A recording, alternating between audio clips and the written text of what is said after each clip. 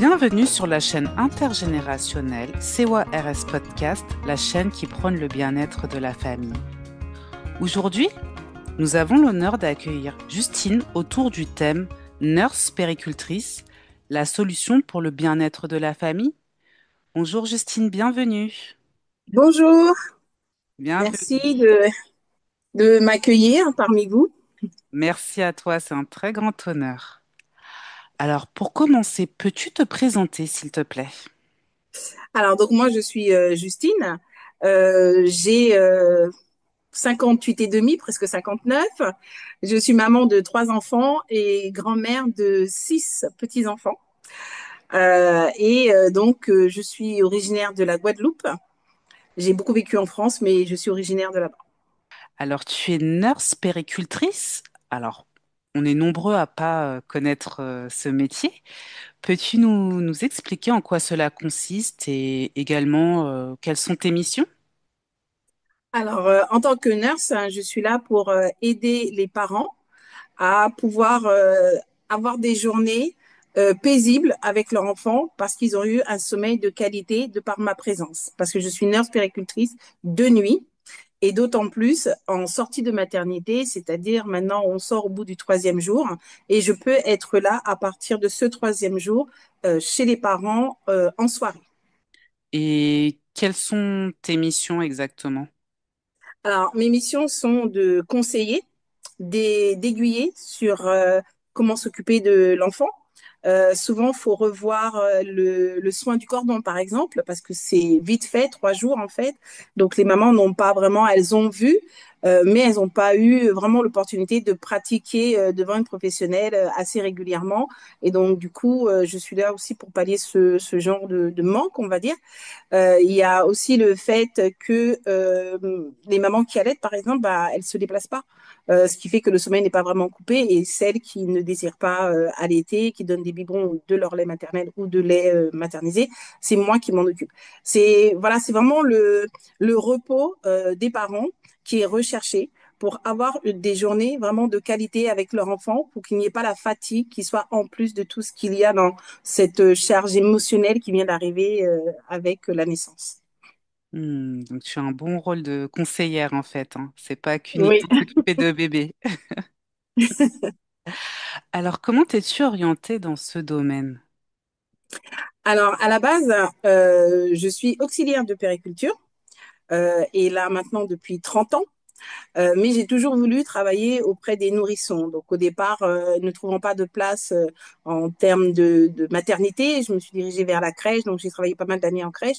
Et ensuite, je me suis dit que c'était pas pour ça que j'avais été chercher ce diplôme d'auxiliaire de périculture. Et de fil en aiguille, je me suis retrouvée dans une agence où on demandait des auxiliaires de périculture de nuit à domicile. Et je me suis posé la question, mais qu'est-ce que ça pouvait bien être? Et quand j'ai fait ma première mission, je me suis trouvée vraiment à ma place, vraiment en première ligne avec ces tout petits, avec les parents qui sont vraiment en demande d'avoir quelqu'un qui soit spécifiquement pour eux, que c'est pas comme quand on ouvre l'internet ou on ouvre un livre et qu'en fait c'est de la généralité. Là, c'était vraiment le cas par cas et ça a beaucoup plu, à tous les parents que j'ai pu faire et moi c'était vraiment mon truc de conseiller et de vraiment me spécifier dans chaque enfant en fait. Hmm. Et pour que ça puisse être un petit peu plus concret, est-ce que tu peux nous décrire la soirée type d'une nurse? J'arrive la plupart du temps soit à 20 heures, soit à 21 heures. Quand j'arrive, les parents me font les transmissions de la journée ou des quelques jours qui se sont passés, parce que parfois je n'y vais pas tous les soirs. C'est ce que je conseille la plupart du temps à des parents quand ils me disent mais on voudrait prendre que 2 nuits ou 3 nuits. Je leur conseille de ne pas les prendre consécutives parce que bah, je viens 3 fois de suite et après ça fait beaucoup de jours et de nuits seuls. Donc, du coup, ça arrive qu'ils doivent me faire des transmissions de la journée, de la nuit d'avant.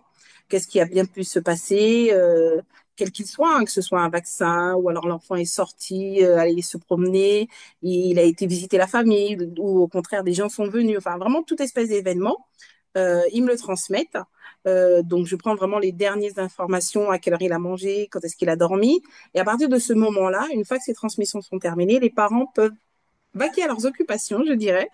Donc, il y en a qui sortent, il y en a qui vont dîner donc chez d'autres personnes ou alors dîner dans le restaurant du coin, ou d'autres vont directement se coucher ou regarder un film. Enfin, voilà, ils font ce qu'ils veulent, en fait. À partir de ce moment-là, entre guillemets, l'enfant m'appartient. Et du coup, tout au long de la nuit, si c'est une maman qui allaite, je lui emmène l'enfant. J'attends une vingtaine de minutes et je viens voir est-ce que c'est terminé ou pas. Donc je le reprends et si ce sont des biberons, donc je m'occupe de tous ces biberons, de les confectionner, de les rincer jusqu'au petit matin. Je pars à 6 heures du matin et si l'enfant n'a pas besoin de son parent, je ne réveille pas le parent en partant. Je réveille le parent à partir du moment où l'enfant a besoin de son parent pour s'alimenter dans les entre 5h30 et 6 heures moins le quart, pour ne pas en fait commencer une action avec l'enfant et devoir le donner aux parents parce que je pars à 6 heures. Donc Hmm. du coup, plutôt que de commencer, je réveille doucement le parent, je prépare tout ce qu'il faut, je change l'enfant, je prépare le biberon, tout, et donc je lui donne juste avant de partir. Hmm. Et en général, quand on emploie une nurse, c'est pour combien de temps? Alors la plupart du temps, pour un enfant qui est né seul, Euh, c'est 3 mois. 3 mois à raison de 3 nuits par semaine. Hmm. 3 nuits qui vont de 20 ou 21 heures, ça dépend, jusqu'à 6 heures du matin, sachant qu'il n'y a pas les vendredis soirs et les samedis soirs. Je travaille du dimanche 20 heures, on va dire, jusqu'au vendredi matin 6 heures, que Hmm. les nuits. D'accord. Et comme tu disais, quand il n'y a qu'un seul enfant, alors il t'arrive souvent peut-être d'avoir des jumeaux ou peut-être triplés ou... Alors, des triplés, c'est assez rare. Mais il y a beaucoup de jumeaux. Il y a énormément de jumeaux avec le fait, bon, il y a des jumeaux naturels. Hein. Je pose la question aux parents il y a de plus en plus de jumeaux naturels, enfin ce que moi je vois en tout cas. Mais il y a aussi pas mal avec tout ce qui est les FIV, les PMA, les choses comme ça. Bah, du coup, il y a beaucoup de jumeaux. Hmm. Et quand ce sont des jumeaux, bah, c'est du double travail tout simplement. Hein. Donc, souvent, les parents me demandent, oui, mais est-ce que vous pouvez les caler ensemble? Bah, non, moi, je laisse l'enfant diriger son propre estomac. Donc, s'il a 1 heure de différence avec son autre jumeau, faut attendre, ça va venir. Faut prendre son mal en patience. Et du coup, parfois, je leur indique comment tenir les deux enfants quand elles sont seules dans la journée pour pouvoir les alimenter, comment les tenir euh, quand elles sont quand ils sont allaités et quand ils sont au biberon, parce qu'il y a ce sont deux manières différentes de les tenir. Donc du coup, voilà. Hmm. Et quels sont les bienfaits pour la famille, pour toute une famille, en fait, d'embaucher une nurse, aussi bien pour le bébé, les parents, et s'il y a des frères et sœurs?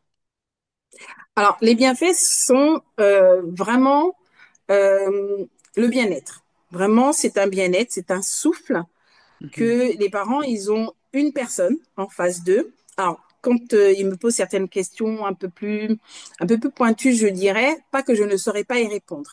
Mais je ne suis pas pédiatre, je ne suis pas médecin, je ne suis pas infirmière. Donc, du coup, je leur donne une généralité de choses que j'ai pu constater au fur et à mesure des gardes. Mais je leur demande toujours d'aller se référer à leur médecin. Toujours qu'ils aillent demander. Mais sur le tout de suite, j'essaie dans la mesure du possible de leur indiquer une manière de faire ou quelque chose comme par exemple, ça arrive qu'on me demande des conseils sur l'eau. Je conseille l'eau que j'ai déjà constatée et qui fonctionne en tout cas sur la plupart des enfants que j'ai pu garder. C'est toujours ce que je dis. C'est une constatation par rapport à la plupart des enfants que j'ai gardés. Je peux pas en faire une généralité. J'ai pas gardé tous les enfants de France. Donc voilà. Mais je leur dis voilà qu'il faut quand même demander au médecin que Hmm. c'est vous qui savez que il faut aussi ne pas changer d'eau tous les jours, qu'il faut attendre quand même un certain nombre de temps pour que l'estomac de l'enfant puisse soit s'habituer ou au contraire, vous voyez que ce n'est pas ce qui lui convient. Et il y a toujours quelque chose de cet ordre-là.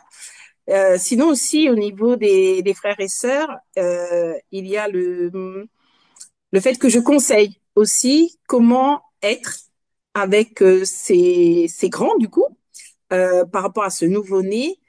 Et à ces enfants-là, je leur parle aussi. Le fait qu'il y a un nouveau-né maintenant et que du coup, euh, par rapport à ce qu'ils ressentent et que c'est normal que ils ressentent un peu de jalousie, que le parent soit un petit peu plus occupé parce que le bébé est beaucoup plus petit, et au niveau du parent, de lui dire de pas s'inquiéter si c'est un enfant qui était propre, qu'il redevienne un petit peu, voilà, qu'il reprenne un peu les couches, qu'il a envie de reprendre un biberon alors qu'il buvait déjà la tasse, que c'est normal, c'est un chamboulement normal qui se passe, ça se fait avec le temps.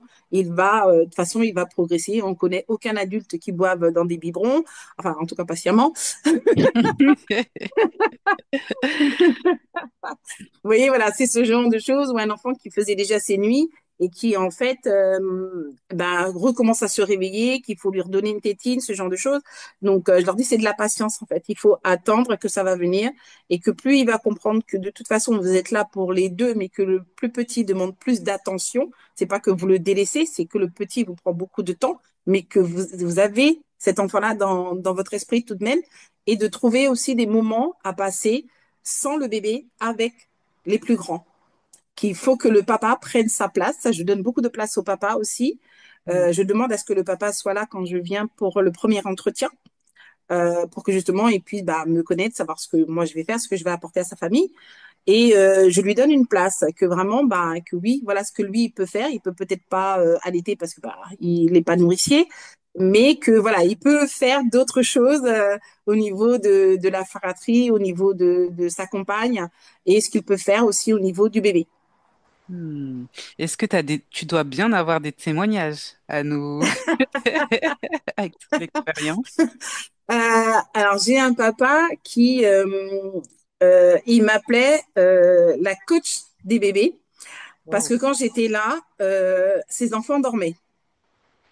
Alors que quand je n'étais pas là, c'était des jumeaux, ces bébés ne dormaient pas. Waouh!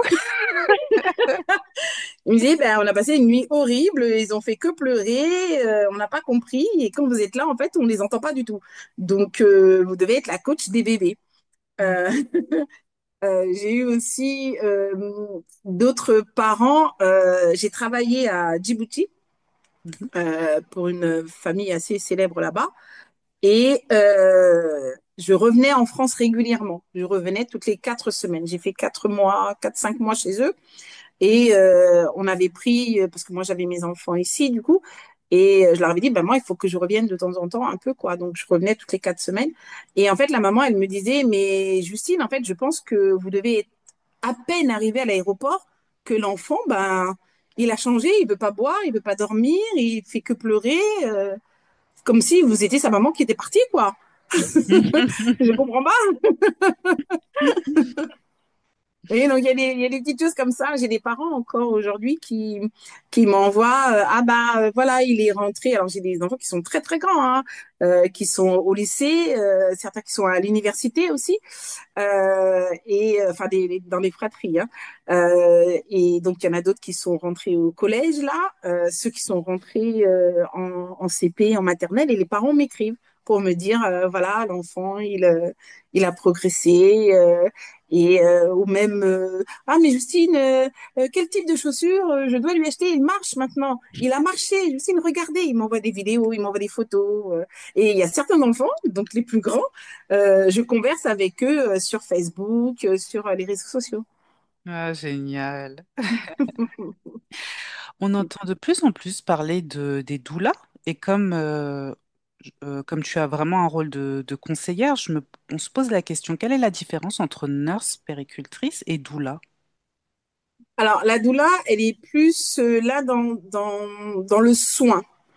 Dans le soin ou dans le sens où elle apporte toute une technique de bienveillance, de connaître les douleurs, de connaître des techniques euh, de par là, et est beaucoup plus axée au niveau de la maman Tandis que nous, on est plus axé au niveau du bébé. Mhm. Je vais pouvoir me dire, bon, quand il a une fièvre, est-ce qu'il faut s'inquiéter ou pas? Qu'est-ce qu'il faudrait faire?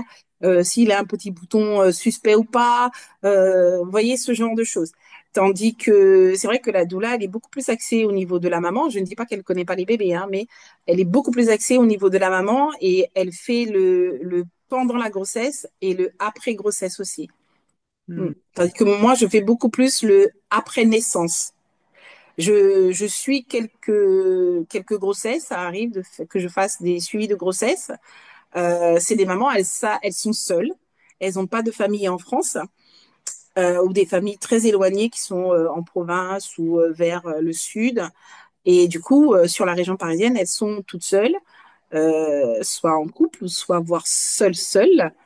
Et du coup, ben, pendant la grossesse, elles ont besoin de quelqu'un qui puisse venir et puis leur indiquer ce qu'elles doivent faire, même administrativement, par exemple aussi. Elles savent pas du tout et elles me disent que ben, on est perdu, on est noyé dans tout ce qu'on peut lire sur Internet. Tandis que s'il y a quelqu'un qui me dit, voilà, c'est ça, je sais que bon, la personne, elle a pu recouper toutes ces informations et me donner l'information exacte qu'il faut que je fasse. Ouais. Dernièrement, j'ai une maman, elle est drépanocytaire. Et donc, du coup, pour elle, elle est seule. Le papa n'est pas là. Elle n'a pas de famille en France. Elle me disait qu'il faut que quelqu'un la suive parce qu'elle est très, très fatiguée. Elle risque d'oublier des choses. Mhm. Et en étant seule en plus, travaillant. Et du coup, c'est pour ça qu'elle voulait un suivi de grossesse. Mhm. Ok. Et selon toi, pourquoi le métier de nurse péricultrice est-il méconnu en France? Je pense que ce sont comment dire, le, la culture. La culture qui fait que, puisque je vois par exemple parmi mes clients, parce que j'ai fait des articles de presse il y a quelques années sur plusieurs magazines, et aucun d'eux n'a voulu témoigner. Parce que pour elles, ça revenait à dire qu'elles étaient des mauvaises mères, qu'elles ne savaient pas s'occuper de leur enfant, comme si elles ne savaient pas que l'enfant n'allait pas dormir, en se disant que voilà, je vais avoir un enfant et que bah, je ne vais pas dormir pendant un bon bout de temps et que bah, ça pourrait les faire passer en tant que mauvaise mère. Il y a certains couples, certaines mamans qui n'ont jamais dit à leur famille comme quoi que je venais. Mhm. Jamais, jamais. Et je pense que c'est ça en fait c'est ce qu'on dirait, le qu'en dira-t-on. Voilà, c'est vraiment ça. C'est le qu'en dira-t-on. Quand j'en parle en Guadeloupe, hein, à mes amis en Guadeloupe, ils comprennent pas. Et ils me disent, mais ce sont des gens qui travaillent. Je leur dis non, ce sont des gens qui dorment. Mais comment ça, ils dorment et que toi, tu surveilles le bébé des gens? C'est pas normal. Et ils savaient pas que. Je dis oui, mais bon, c'est un service et vraiment, ça leur rend très service. Quand tu vois que dans la journée, comment tu es fatigué. Moi, j'ai eu un enfant qui ne dormait pas. Mon dernier enfant ne dormait pas. Et c'est vrai que c'est fatigant. Ça m'est arrivé de faire 48 heures où je n'ai pas dormi. Wow. Et c'est vraiment fatigant parce qu'il faut, ben, j'avais les deux autres qui étaient jeunes adultes et adolescents, et vous avez un bébé qui dort pas. Je vous assure que c'est pas facile, alors que ceux-là, ils s'occupaient eux d'eux-mêmes. Ils pouvaient s'habiller, s'alimenter tout seuls. J'imagine même pas les mamans qui ont des petits qui ne vont peut-être même pas encore à l'école pour certaines, d'autres qu'il faut emmener à l'école, et vous avez cet enfant qui ne dort pas. C'est fatigant. Je vous assure que c'est fatigant. Et l'enfant, il a fait sa première nuit, il avait 3 ans et demi. Mhm. Donc, donc, quand moi je viens pendant les 3 premiers mois à peu près, et que ben, quand je pars, c'est parce que l'enfant il dort entre dernier biberon 22 heures à peu près et premier biberon à 6 7 heures, ça fait quand même 3 mois que vous êtes soulagé. Quand je pars, votre enfant il dort. Mhm. Justement, tu parlais de la Guadeloupe, la belle île de la Guadeloupe. Est-ce qu'il y a beaucoup de nurses sur l'île? Il y en a très peu. Et ça, c'est pareil aussi, c'est culturel. Parce que c'est encore plus mal vu, je dirais, que quelqu'un vienne chez vous pendant que vous êtes là. Déjà, on aurait peur que vous piquiez son mari ou que son mari vous s'intéressera à vous. Déjà, il y a ça.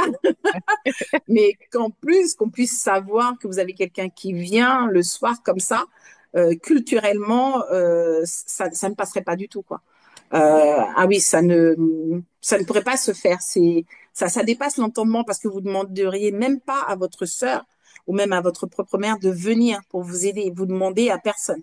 On est, on a une expression qui s'appelle, en créole, ça fait le poteau mi-temps. Et Ah, en fait, c'est le poteau du milieu. Ça fait un peu comme, vous voyez, chez les Indiens où vous avez une hutte et il y a un poteau au milieu qui tient justement ce toit pointu pour que ça reste tendu. Et c'est exactement ça. Euh, et, et c'est vraiment la réputation des femmes antillaises. Et alors là, faire venir une nurse, c'est que vous cassez ça totalement, en fait. Et c'est pas possible. C'est ça. Moi, j'ai pas dormi pendant 3 ans et demi. Ça me serait jamais venu à l'idée de mhm. demander de l'aide à quelqu'un. Ah non, mais jamais. Il y a une fois, parce que je ne vivais pas avec le papa, il m'a dit, ben laisse-le moi, je vais le garder.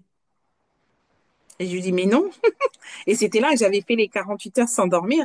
Et il a vu que j'étais hyper fatiguée et il m'a dit, bah, laisse-le moi, je vais le prendre. C'est un enfant qui ne mangeait plus du tout la nuit, hein. Il mangeait que la journée. Mais je lui dis non, non, non, non, je te laisse pas mon enfant, je l'ai fait, je vais assumer. Et bah, j'ai été fatiguée jusqu'à presque ces 4 ans, quoi.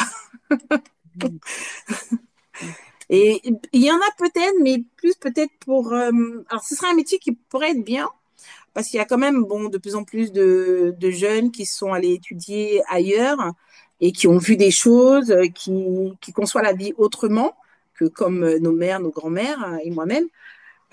Et ça pourrait venir, mais ça va mettre du temps. Au début, on va dire oui, mais bon, c'est pas un métier pour nous les colorés. Non, non, c'est pour les touristes, ce métier-là sur notre île. Vous voyez, ça va mettre du temps à ce que ça se démocratise. Hmm. Et tu penses que c'est un métier d'avenir au niveau de la France? Et... Euh, alors, un métier d'avenir, je dirais que c'est une branche, Mhm. mais je conseillerais pas à tout le monde de le faire parce que vous êtes quand même dans l'intimité des gens. Au beau milieu de la nuit, vous pouvez croiser un papa en caleçon, euh, une maman en nuisette, vous voyez, que ben, vous ne devez pas dormir. Enfin, enfin, ils se demandent hein, comment vous arrivez à tenir. Hein. Moi, je leur dis, hein, moi, que ça m'arrive de fermer les yeux, mais je ne dors pas profondément. Hmm. Ils peuvent venir dans la chambre. Tant que je n'entends pas que c'est une respiration différente de l'enfant ou des choses comme ça, je vais pas me préoccuper, je vais garder mes yeux fermés. Donc, qu'ils ne s'étonnent pas si quand ils viennent, je garde les yeux fermés parce que leur son à eux n'est pas quelque chose qui intéresse mes oreilles. Donc, du coup, il faut que vous ayez quand même un sommeil qui soit léger, mais tout aussi un petit peu réparateur parce que ben, c'est long quand même. Et tout corps humain, entre 3 heures et 5 heures du matin, ben, il s'écroule naturellement. Hmm. Donc, c'est vrai que c'est pas facile. Si vous vous endormez, ben, faut pas ronfler. C'est Donc, c'est vrai que c'est pas donné à tout le monde, en fait, parce que vraiment, vous êtes dans l'intimité des gens. Il faut vraiment être discret. Parfois, les parents vous prennent à partie. Hein, Justine, hein, ceci. Bah, je peux pas répondre. Voilà, ça ne me concerne pas. Donc, il faut que je trouve une parade. Faut pas être mêlé à leur conversation. Vous assistez à des disputes. Enfin, vraiment, vous êtes dans l'intimité des gens. Donc, vraiment, c'est pas tout le monde qui pourrait le faire. Mm. Hmm. Et en France, est-ce qu'il y a une prise en charge? Alors, oui, par, euh, par la CAF. Quand vous allez dans le PAJE, c'est-à-dire les prestations allocataires jeunes enfants, vous avez le mode de garde. Et ça, dès la sortie de maternité, il n'y a pas précisé si c'est de jour, si c'est de nuit. C'est un nombre d'heures qui est indiqué. Donc après, le nombre d'heures, et en plus, c'est un nombre d'heures par semaine ou par mois qu'il faut indiquer. Et de là, donc, vous faites votre demande comme quoi que vous employez quelqu'un. Ils vont vous dirigez vers la page URSSAF. Et c'est là que vous avez un immatricule et que là, vous déclarez tous les salaires. Et si, par rapport à vos ressources, vous avez droit à une allocation, ben, vous l'aurez, quoi. Hmm. Très bien. Et Mm. pour finir, as-tu un message à délivrer à ceux qui nous écoutent? Alors, à ceux qui nous écoutent, je dirais, s'il y a des parents qui écoutent ou de très jeunes parents, enfin, de futurs parents plutôt, euh, que je ne me, comment dire, je, je ne, comment dire, je n'attire pas à m'employer, pas du tout, mais c'est un très bon service à prendre. Vraiment, si vous avez un cadeau de naissance à demander, c'est ça. Plutôt que de demander peut-être, je sais pas, des couches, une robe, un petit pantalon, des choses comme ça, demander des nuits. Ceux qui voudraient faire ce métier, euh, il faut vraiment se poser la question de l'intimité dans laquelle vous entrez. C'est vraiment la plus grosse chose en fait de cette intimité et de votre sommeil. Si vous avez vraiment besoin de beaucoup de sommeil, que vous savez dans la journée vous n'allez pas pouvoir rattraper votre sommeil, c'est pas un métier fait pour vous. Il faut vraiment se poser la question avant de le faire. Hmm. Très bien. Et comment peut-on te contacter, Justine? Alors, comment on peut me contacter? J'ai plusieurs réseaux sociaux qui sont tous sur le même nom, qui s'appelle Temps de bébé. Temps comme le temps qui fait, hein, Temps, et 2 DE et deux fois la lettre B. Sinon, alors j'avais un site il y a quelques années, je l'ai enlevé parce que j'étais submergée. Et là, je reconstruis une page hein, où les gens pourront totalement me trouver. Ce ne sera pas un site, mais ce sera voilà, quelque chose de vitrine où on pourra me trouver. Mais on peut déjà me contacter en allant sur n'importe quel réseau social, hein, Facebook, TikTok, Instagram, en mettant tant de bébés. Très bien. De toutes les façons, on mettra toutes les infos sous la vidéo. Un grand Merci. merci à toi, Justine, de nous avoir Ben, merci à vous. ton univers. Et très belle soirée à toi. À bientôt. Merci. Au revoir. Bye bye.